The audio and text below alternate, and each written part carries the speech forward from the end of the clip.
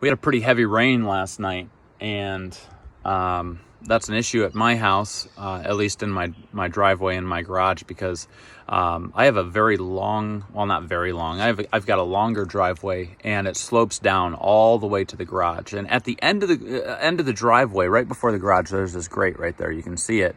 That grate is there to stop water from getting into the garage. But when it rains like it does, that grate does not do a very good job of getting water away. And the reason that it doesn't do a good job is because it's not further up the driveway. If it was further up the driveway, it would do a better job. And if it had the proper channels to funnel water out, and if there was a grade coming from my garage door all the way over to where that grate should be, it would do a much better job of stopping the water. And I was thinking about that just this morning, how bad of a job this grate actually does. And it kind of reminded me of our lives, that we want to get as close to sin as we possibly can. That's like our desires. And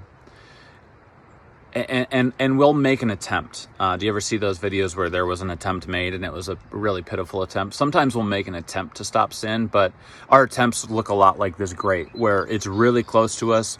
We don't really want to put up that much of a fight.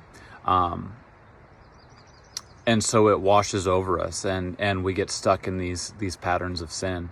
And Romans 12:2 tells us to not be conformed to the patterns of this world, but to be transformed by the renewing of our minds, so that we can discern what is good and pleasing and perfect in the will of God. And we're not called to just look slightly different. We're not called to, we're not asked to have marginally better lives, to live morally better lives. We're called to be transformed. Not to just look a little bit different, but be transformed by the renewing of our minds. And if we do that, if we have that transforming work in us through the Holy Spirit, and we use the little brains that we've been given, then our ways of stopping sin from entering our lives are going to be much more effective.